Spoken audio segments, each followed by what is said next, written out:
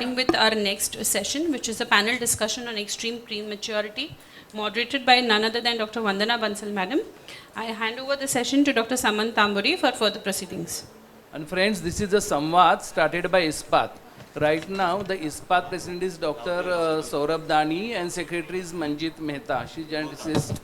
And this Samvad is now getting percolated to all cities of the country, which will continue in the coming year as well. So this initiative is supported by MSD Pharma, and that's how it has come to Sholapur as well as a ISPAT Samvad program. Thank you very much. I would like to invite Dr. Vandana Bansal ma'am to moderate the second session. Madam is well known. She is MD, DGO, DNB, MNAMS, FICOG, FRCOG, FNB, high risk pregnancy and perinatology. Madam is Professor OBGY and Head of Ultrasound Department, Nauroji Wadia Maternity Hospital and Seth GS Medical College, Mumbai. Madam is President, Society of Fetal Medicine, Mumbai chapter. Madam is Member Secretary and Expert Ethics Committee, Nauroji Wadia Hospital, Mumbai. She is National Coordinator, Imaging Science Committee of FOXI. She's been Member Management Committee, MOGS 2016 to 2022. She has many publications and she has won numerous awards. I welcome you, ma'am.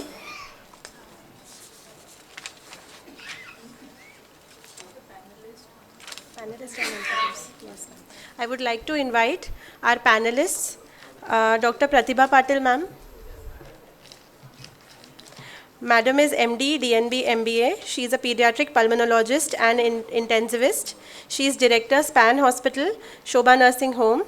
She has won the VD Telang Prize for MD, first rank with distinction in MBA. She has been trainer for various modules. She has been invited as faculty in international and national conferences. She has many publications in index journals and won various awards for paper presentation.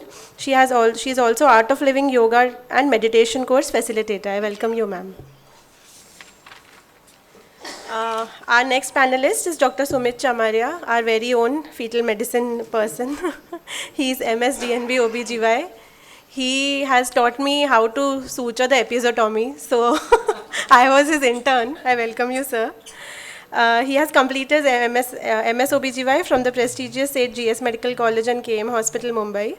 He has completed his fellowship in fetal medicine from Mediscan System under Dr. Suresh in Chennai, received Best Paper Presentation Award at CUSP 2016-2018, and he is a certified member of Fetal Medicine Foundation, London for NT-scan. I welcome you, sir.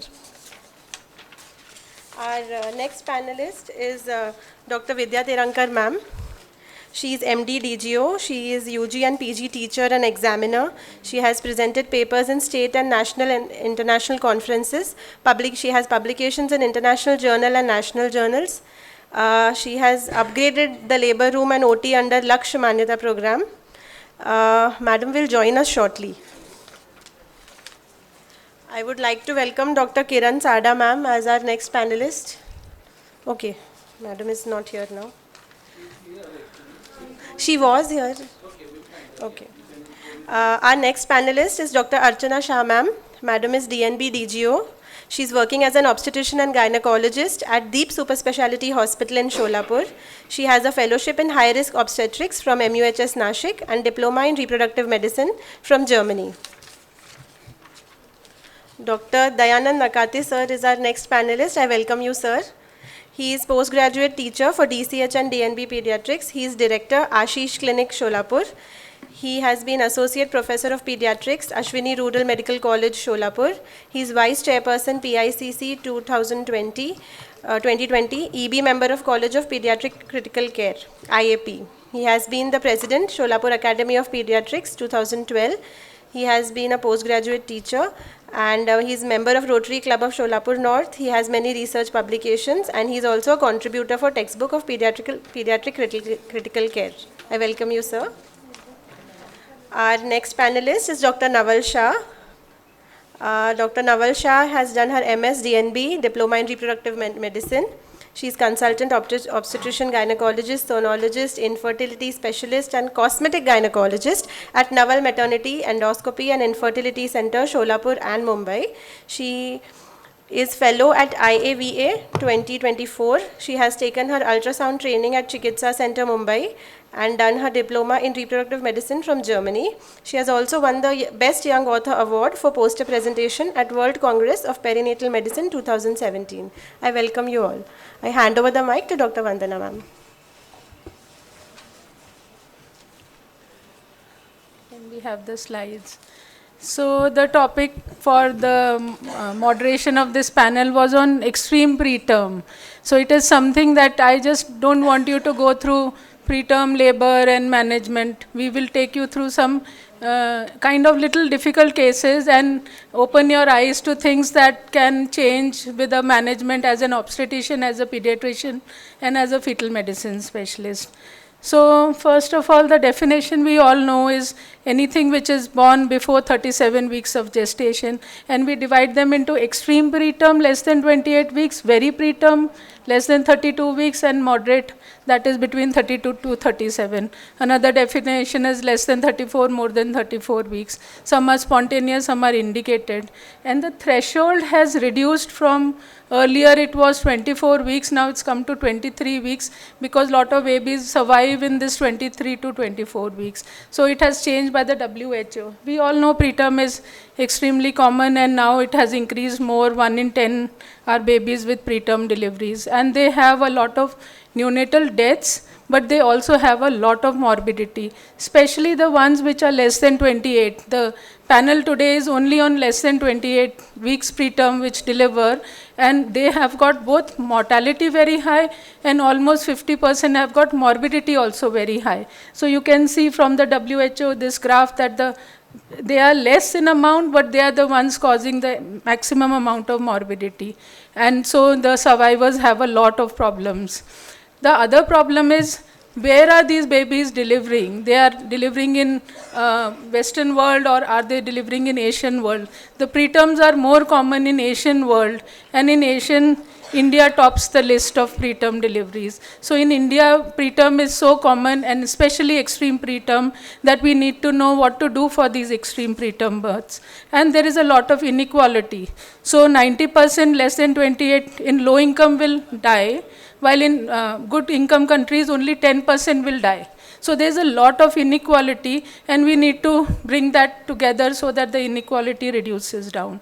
And so the consensus is less than 23 weeks, we leave them for no hope of survival. But anything which is more than 25 weeks, let us work on them and bring them active management in obstetrics. So with this background, this is only those patients before 28 weeks. Do we just leave them alone, or do we try doing something for them so that they survive and they have less morbidity? So with this, I have an extreme intelligent panel which has got obstetricians, pediatricians, and fetal medicine. So all will have to work together when we have this. So we start with the first case. This is a 36-year-old, Gravida 4, abortion 1, 2 ectopics, both medically managed. So 1 DNC and 2 ectopics not operated. And then she went for an IVF conception, and she's got a DCDA twins. So I think the obstetrician can start and Dr. Archana can take it. As to, is this pregnancy high risk for preterm? Considering her history, age of the patient, and IVF conception with twin pregnancy, I think she is definitely high risk for preterm. And as I said, her age, she is more than 35. It's high risk IVF pregnancy and DCDA. So these are the predictors of preterm labor. So in this list of all those risk factors, we have got, she doesn't have a history of preterm, but she's advanced maternal age. She has got an ART pregnancy. There is no other miscarriages she has. Instrumental delivery, yes, she's had 1 DNC and she's had 1 hysteroscopy. So these are kind of 4 risk factors that you, madam, told me. So, and from the pregnancy, we have multiple pregnancies. We have these 4 predictors. So Sumit, as a fetal medicine specialist, do you look at only risk factors, or do you want to do any more assessment to find out whether this patient will develop preterm or not? During the scan, at NT scan as well as at the anomb scan, cervical length assessment by transvaginal examination is a must. So that is one very important thing. We should give time and look at the cervix length, not just put in the probe and come out quickly. Just stay there for some time, see if there is any obvious funneling and all, and see the measurement what was there at the NT scan as well as the one at the anomaly scan, whether there is any significant decrease in comparison, and then accordingly we can have a word with the obstetrician whether to put in a stitch or not, so that the decision making becomes. At 12 weeks, you will do a cervical length. Yes, Then you I- will directly call at 18 weeks, or in this patient, will you call her a little earlier? So- And whether transabdominal or transvaginal? Always a transvaginal cervical assessment, never a transabdominal with a little bladder or no bladder. All those things don't work well, especially in the twins. So even in the case of singleton, we should avoid doing a transabdominal cervical length assessment. Yes, and if there is any, now that she has 4 to 5 risk factors, at around 16 weeks, we can have a look for the cervix. But otherwise, if 12 to 13 weeks scan is fine, I am good with 18 weeks. So, madam, as an IVF specialist, do you put a cerclage for all twins or all IVFs? Frankly speaking, yes, for all IVF. So that's the best answer we can get, the truthful answer. But that is not what guidelines says, Yeah, no? but the patient says, I don't care about the guidelines. I want a healthy baby and preferably term baby. So So, yes. So, Naval, we've spoken about the reasons, precautions. There is nothing, madam said, to put in a cerclage. Madam, any other precautions? Loads of progesterones? yes. So, one I progesterone. prefer vaginal pessary. So progesterone to be given for twins as well as IVF is what you said. And I Cerclage think, is controversial, so I think you can tell Naval. So counseling is also very important because we have to tell the patient that you have twins pregnancy, you definitely have to take adequate bed rest. You cannot just treat it as a low risk pregnancy. So counseling is very important. And we have also given 17 hydroxyprogesterone every 2 weekly, which has worked wonders. So definitely yeah. I think progesterone is there in guidelines to be started, 17 OHP or the micronized vaginal progesterone as what madam said. Cerclage is still, if there is no history of any previous. Tocolysis we'll talk about, sir, while it comes on to that. So, tocolytics, we will see, sir, we have just reached about 16 weeks at the moment, not put a cerclage because ideally she has no other history except twins and the IVF we have, and the guidelines don't say. So, screening is done, uterine artery normal, started on aspirin and progesterone, whatever, because it is twins and it is IVF and it is elderly. So now the cervical length is 3.2. So madam, still you will put a cerclage? I'll give the options to the patient if she is well educated. I'll tell her कि we can serially monitor the cervical length or we can directly put us. So both can be done, but guidelines would say for twin pregnancy, monitor the cervical length and not a cerclage for all IVFs and not for all multiple pregnancy. So this is the guideline I got from the ACOG on the prediction. If you look at multiple pregnancy, no data about whether we put a cerclage or not. Progesterone they say, monitoring they say, but not indicated in insufficient data about what to do for multiple pregnancy. But they also talk about singleton, they say yes, you can do progesterone if history is there or short cervix is there. You could consider cerclage if there is a short cervix. So maybe on those backgrounds we can put it in multiple pregnancy also. So with this, she was already on progesterone, 17 OHP, bed rest, aspirin, 19 weeks we have a funnel. So Sumit, we have a funneling with a cervical length of only 0.6 centimeters. What will you advise your obstetrician now? You see this and then will you tell them to put a cerclage or what? Yeah. Yes. So madam, back to you. You are a proponent of cerclage. So we will put a cerclage now. Yes, but the thing has to be explained to the patient that the os is already open and we really don't know how long it will go. still there are chances of preterm delivery. So that has to be explained. In So will you keep her on complete bed rest? Yes. Head up, head low, legs up, not toilet facility not available, all those only for things? bed rest. Only Complete bed complete rest, bed or rest. you can ask her to walk till the No, toilet? complete bed rest. Any changes in any obstetricians? I will not advise complete bed rest, but adequate I think is okay.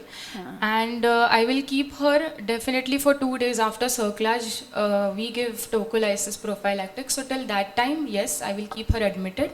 And if she has no complaints after that, I think it is okay to discharge this patient. So we've discharged her after a circlage and on restricted bed rest. Complete bed rest can have his risk of DVT and other problems and osteoporosis also.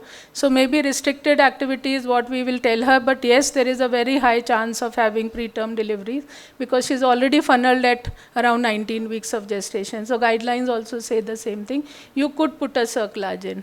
So she's come back after 2 weeks at 21 weeks, and you now have that was a V-shaped funnel, and this is almost a U-shaped cervix, and the os is almost 1.5 centimeter. The length is only that same 0.6 where that circlage is attached to.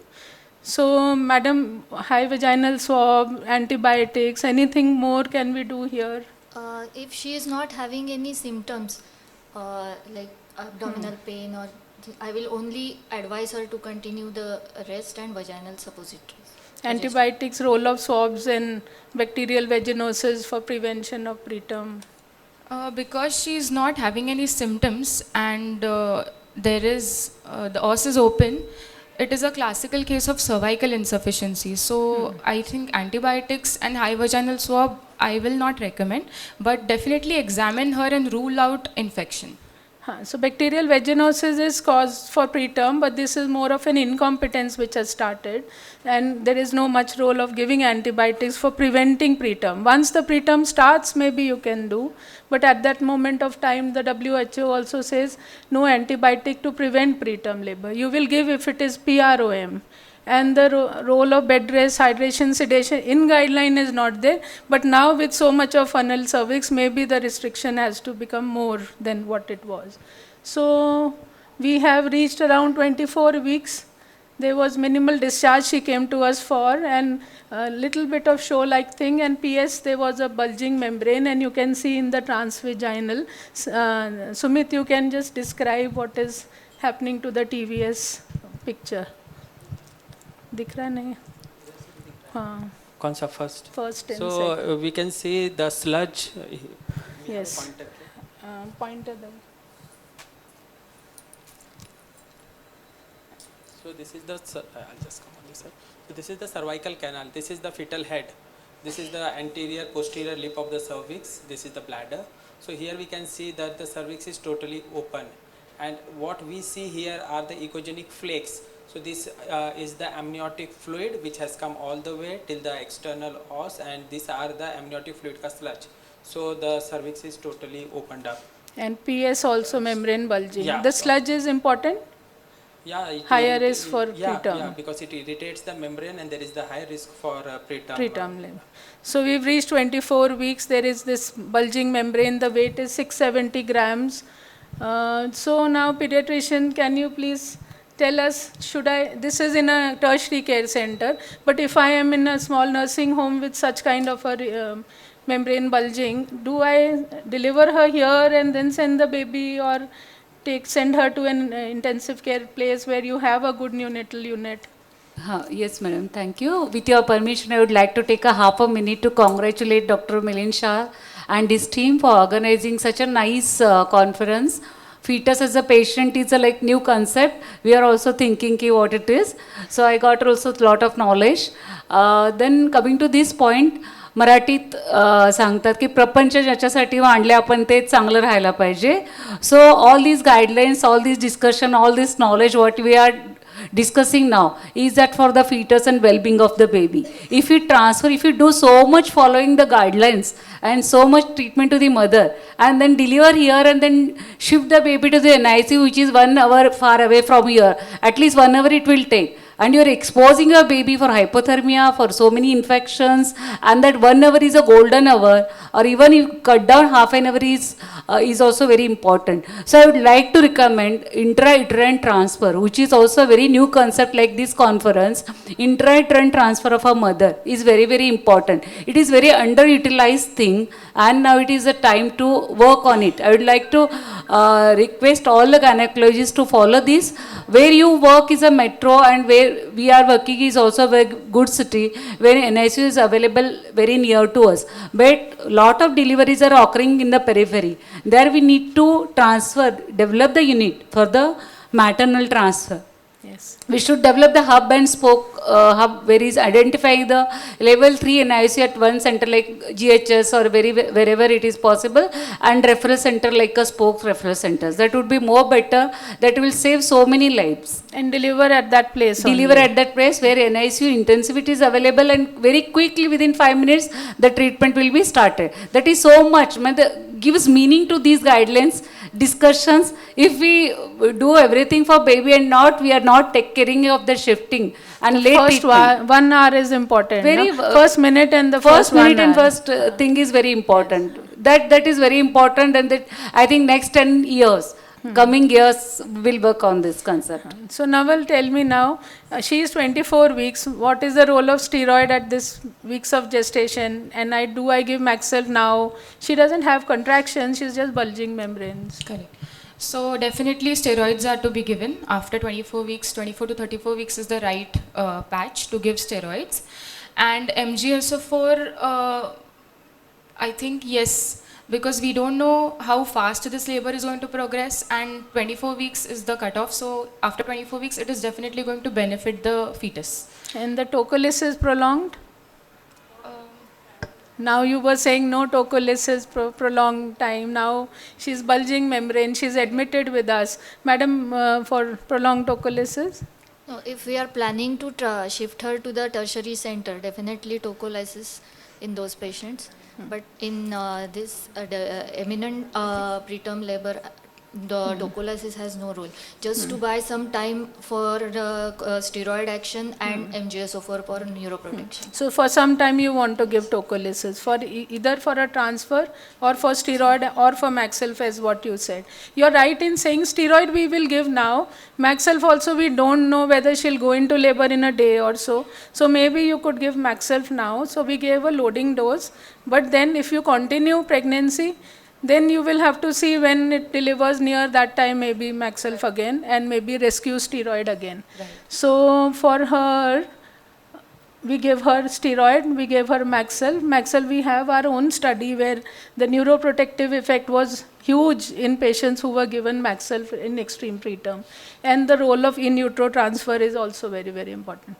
So now at 24 weeks, we've admitted her progesterone, antibiotics now we will give, and tocolytic started, steroids given, WBC was normal, swab showed candida, gave antifungal, and we could pull her till 26 weeks. So even with a bulging membrane at 24 weeks, I am not ready to deliver her because it is 24 weeks, and between 24 and 26, there is a huge amount of morbidity which can be reduced. So sir, do I deliver at 24 and 26? Does it make a difference in your neonatal management? Definitely. As this newer NICUs and care in the NICU is getting better and more, and basically the cutoff line from 24 to 26 is again a good fruitful outcome for the NICU. Though the problems with these NICU graduates are there as far as this mental these things, then refractory issues, then auditory issues. So these are the common problems that we are going to face in these babies. But definitely there is a difference between 24 weeker and a 26 weeker.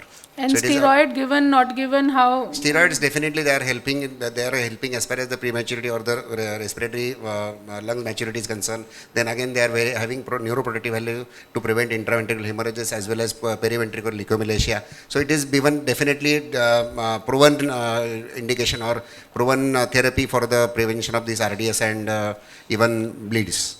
So steroid to be Madam, given. I would dose- like to add one point as a pediatrician over here. Even American Academy of Gynecology and Pediatrics added role of steroids not only in preventing the RDS but also in preventing the IVH, intraventricular necrotizing enterocolitis, and the contradictory where we think that systemic infections are also controlled within the 48 hours. This is a study by the AOCOG. Cochrane review they have given. Even JAMA has produced this late preterm.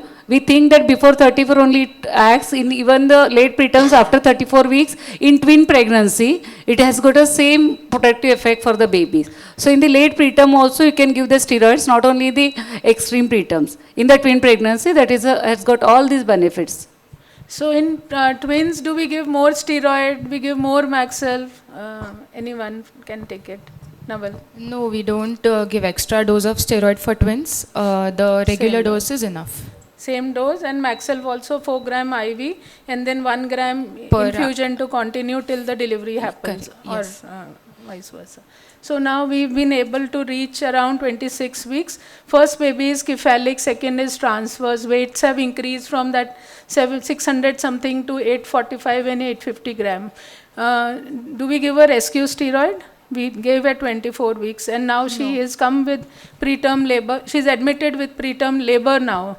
And maybe if you can see, it is almost 5 centimeter open. No, I won't give. Rescue steroid. There is a role of giving one rescue if you have given very early steroid and the next delivery is before 34 weeks, there is a role of giving a rescue. But not every week steroid that was given earlier. So one rescue steroid is better to give. And do we do section or normal delivery? Extreme preterm babies? You actually have to take the patient's opinion and patient into consideration before making the decision, definitely.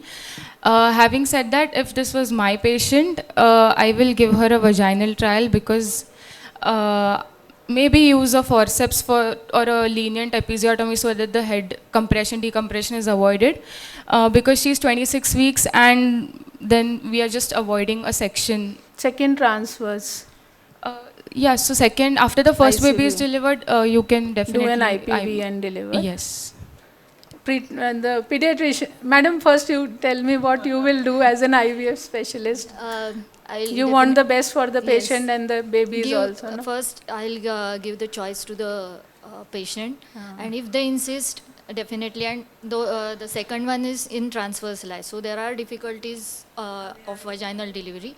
So but the LSCS will not be that easier in preterm because the lower segment is not formed and there are chances of vertical section which will implicate the future pregnancy as well. So all the things are counseled to the patient and husband, and then I'll take the decision. Yes, so mode of delivery by guideline is not a section, but I think the neonatologist will always want a cesarean section for these extreme preterm. Maybe it is different here. But this is very important part in this is the counseling of the parents. That plays a very important role. So we have to give the pros and cons of both normal delivery as well as cesarean delivery. Definitely normal delivery has got its own risk factors as well as in this preterm. And as rightly said, if the gestational is in between 24 to 25, again borderline. But now we have reached around 26, then it is better to go for, and these two twins there, it is better to go for cesarean section.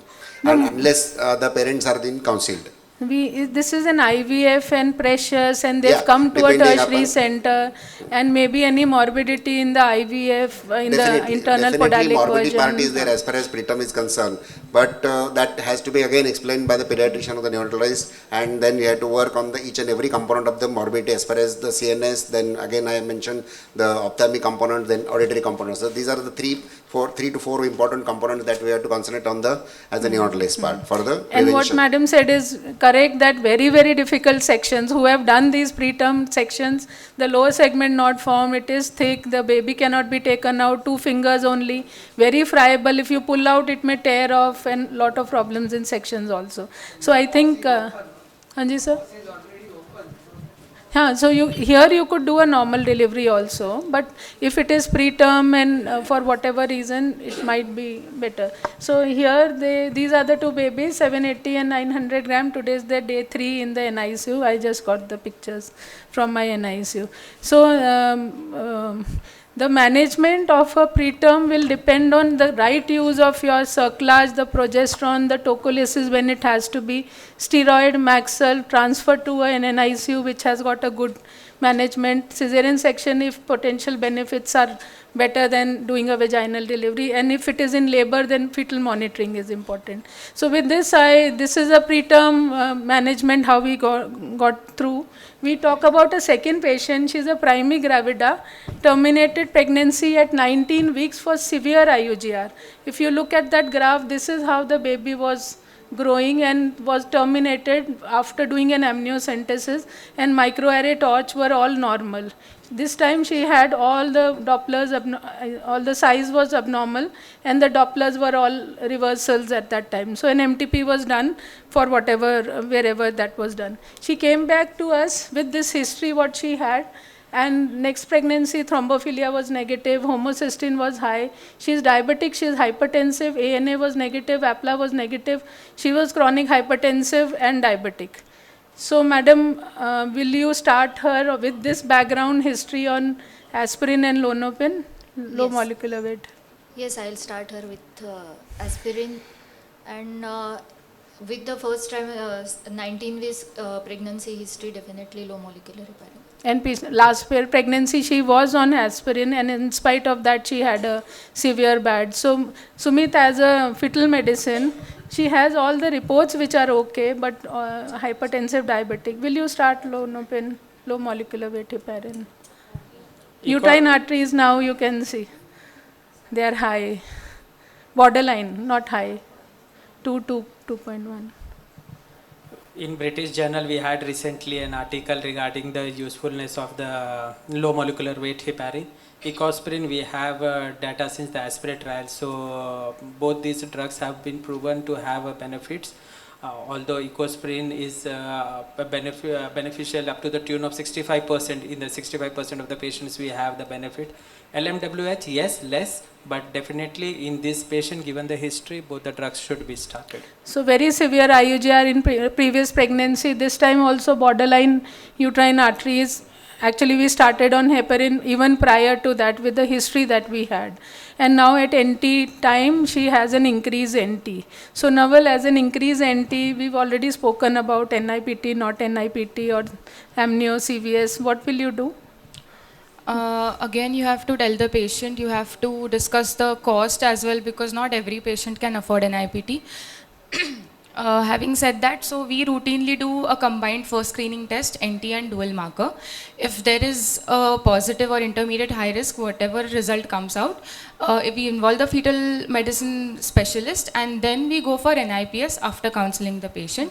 But we have to tell them that NIPS is not diagnostic, it is still a screening test. So if it comes positive, we have to again go for invasive testing. So at our center, an increased NT means it has to have an invasive testing. NIPS is not going to help us for cardiac abnormalities, microarray abnormalities and others. So as a routine with that background history, we advise her CVS, but she was herself a geneticist. She went and got her a dual done and then NIPS done, which was low risk. So now can I reassure her? Madam? She NIPS is normal, NT is high, and CRL is normal. Yes, if the chromosomal part is concerned, definitely you can reassure her. But the PAPE Was low, is low. very low, 0.2. So we are thinking maybe she'll develop IUGR Yes. later on. She's already on heparin and she's already on aspirin. Can we add anything else to this now? Not. So we did her scan again at 19 weeks. The AC is less than 4th centile. Growth is on the 14th centile. And all long bones are short. So now what to do? Is it IUGR, Sumit? Here we have two things. One is her previous history, the uterine arteries being high resistance and all, that is one part. Another part is that her NT is high, which can be an altogether different thing. We have cases where it turned out to be Noonan syndrome and all, where the patients have done NIPT and then they thought the things were normal. So increased NT is an altogether different thing. And Short long bones now. now exactly the thing. She has just done an NIPT, which is not going to pick up your single gene monogenic disorders and all. So again, whenever you have an increased NT, it is always important that we do an invasive test. In invasive test, it is important to do a microarray and further for the exome sequencing. As per the current guidelines, this should be done. So her, she's AC is less than 4th centile with uterine high.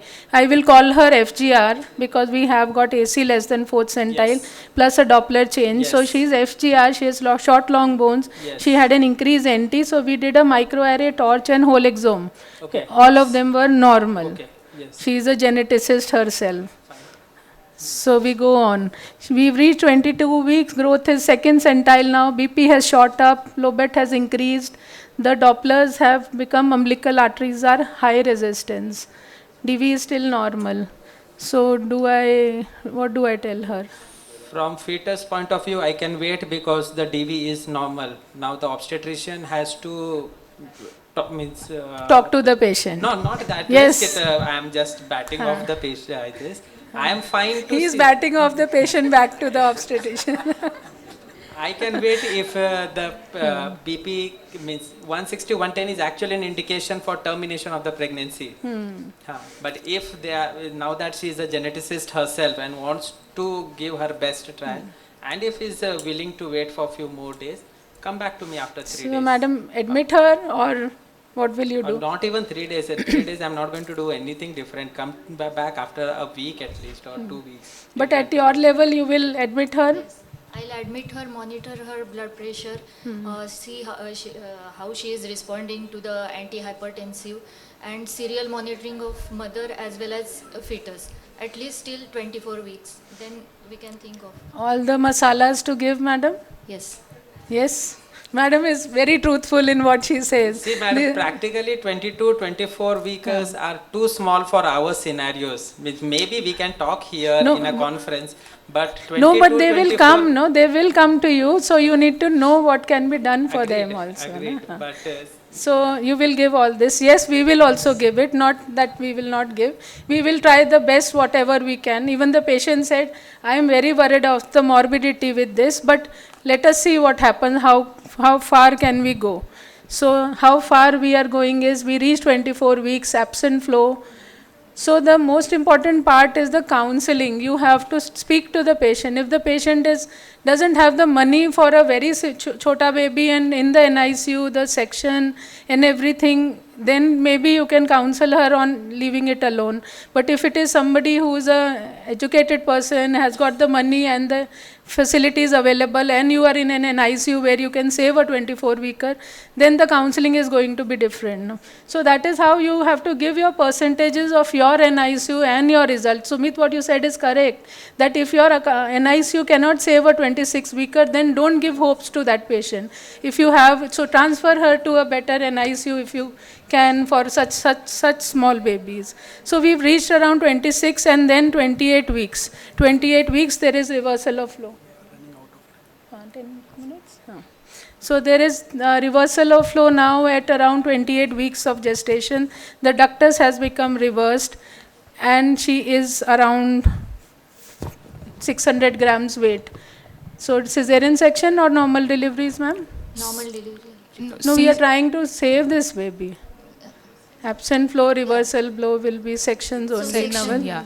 So for reversal, compulsory C-section and the gestation is 26, not beyond that. So. So we need to deliver, and the difficulties of section we've already done. So she's delivered at 580 grams, steroid Maxelf given. And as a pediatrician, any more counseling, is it different from a full AGA preterm and a FGR preterm? Definitely, these preterm babies are different. They small for date or the intrauterine growth retarded babies are different as far as the respiratory problem is concerned. They are more prone for bronchopulmonary dysplasias than respiratory distress syndrome. Then again, they have got problems with the brain, as well as then again, most important part is the thrombocytopenia and the polycythemias. So they need to be taken care more in these babies, along with the problems of the prematurity. Yes. So more difficult to manage these FGR babies. So this is the patient has sent me this, my little warrior princess. So I think I have some less time. So I'll just take one last case because I think the time is less. So we have this one last case. I think it is worth the obstetrician and the pediatrician to manage. She is a patient who's had one neonatal death. No anti-D was given in that pregnancy, one neonatal death because of jaundice, and now referred with triplet pregnancy at 28 weeks of gestation with titers 1:32 and MCA PSV of 1.5. That means all the three babies have become anemic and they are isoimmunized. So, madam, 28 weeks we've reached. Do I give steroid Maxelv and deliver them with the fetal anemia that they have? I will talk with the fetal medicine specialist if they want to do Yes, any correct. for the intervention for the fetus. So, Sumit, as at 28 weeks, So, I would like to do a scan and see if there are any hydropic changes and keep a close follow-up on the titers also, because it's now 1 in 32. Many labs have a critical titer which is above 1 in 64. but Sumit, see, the MCA has reached 1.5 mom already. Yes, So but is- it's a triplet pregnancy. Yes. Yes, so one thing, I will just have a scan at 28 weeks, how things are. Have a look again after a week or 10 days and repeat the titers also. And then accordingly we take a call. So you are worried that I'm they not are going to triplets. deliver her immediately, that is the point. Just because yes. her titers are high, or if, now anyway she has continued till 28 weeks. So might as well just try to pull as much as we What can. about transfusion now? Transfusion, yes, it may be needed, but yeah, it is a triplet pregnancy still, because MCA 1.5 is significant, but again, I would like to wait and see how the titers So are. so the worry is the triplet.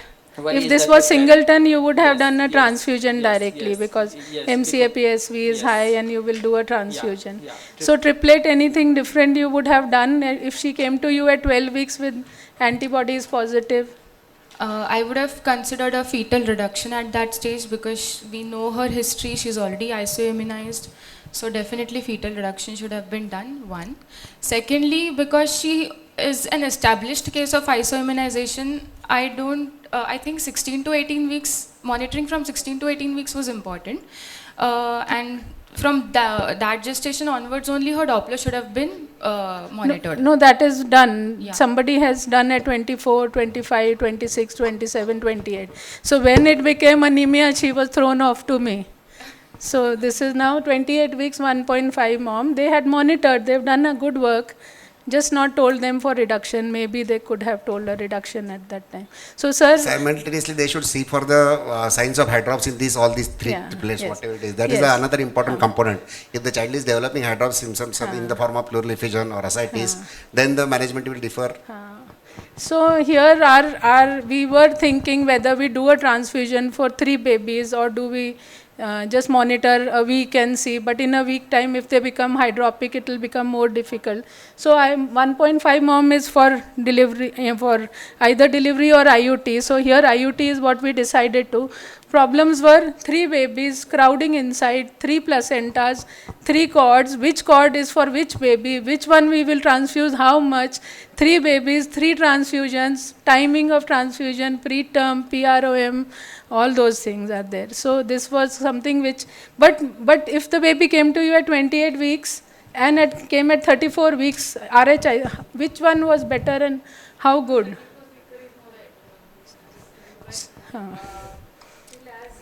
Hydrospitalis is one thing. If it has developed, we would like to do as a fetal chest tube insertion and remove immediately in the liver room only.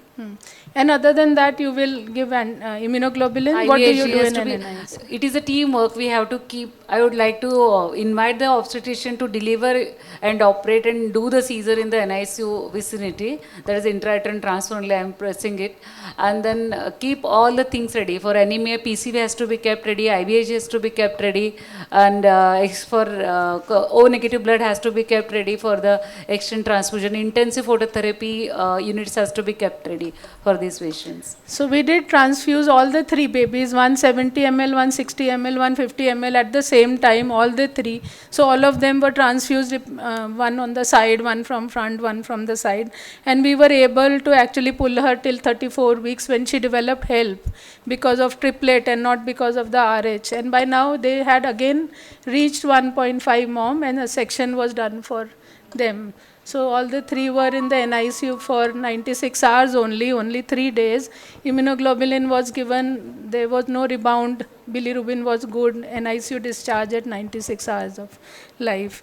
So these are those babies we were able to prolong for 5 weeks and no exchange was required for all of them. So actually this has been published as the first world triplet transfusion who have all survived all the 3 babies. I remember when you had presented this, you had a standing ovation in the conference. So this is actually one case in which the all the triplets were transfused antenatally. So Dr. Vandana Bansal has this feat. So yes, thank you. Thank you, ma'am.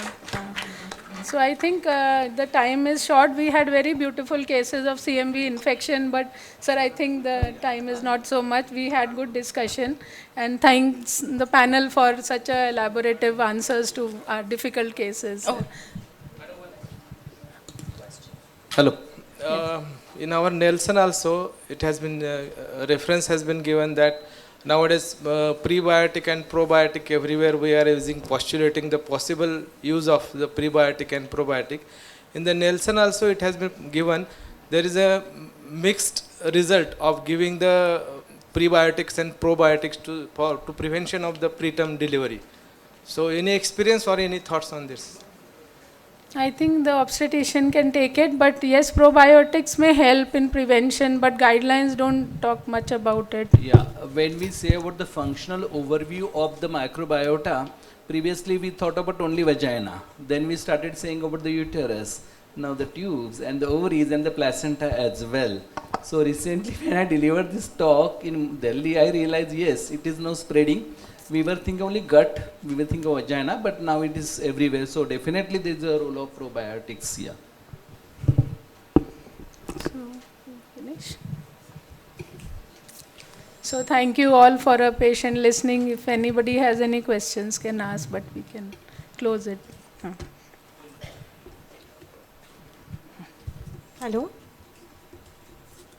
Thank you, ma'am, and thank you to all the panelists. I would like to invite Dr. Milind Shah, sir, and Dr. Neeta Ghate, ma'am, to felicitate the panelists along with Dr. Vandana Bansal, ma'am.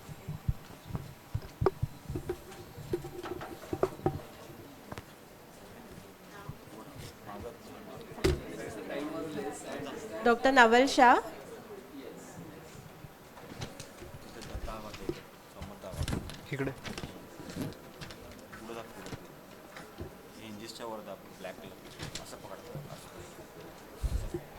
Dr. Dayanand Nakate, sir.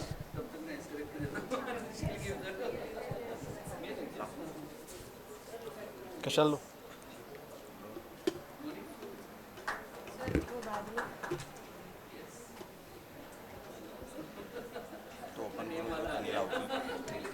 Pen drive open करो.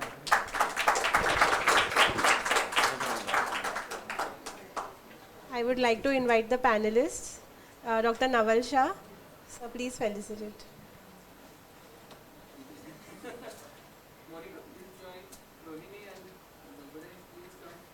Ma'am, you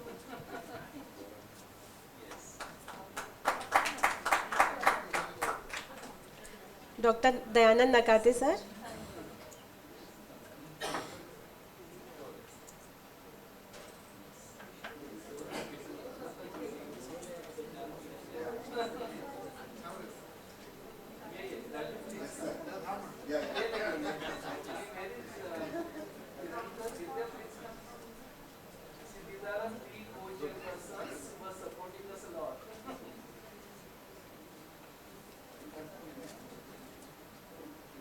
Dr. Archana Shah, ma'am.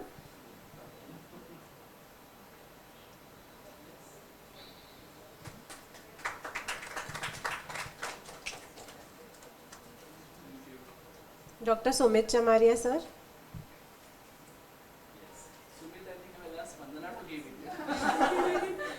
More happy because, yeah. You know, yesterday was saying that I need to go to station to pick her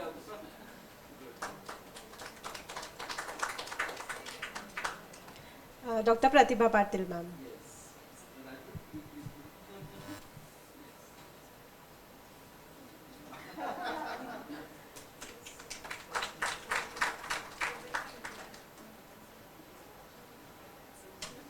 Thank you very much. Everybody please stay back for a group photo.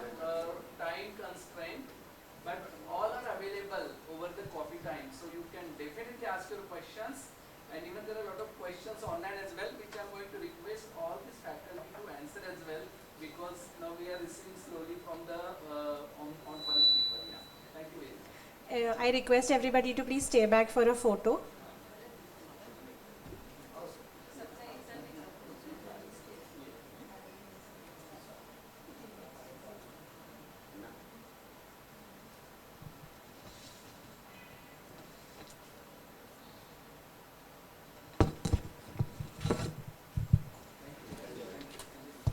Thank you, everybody.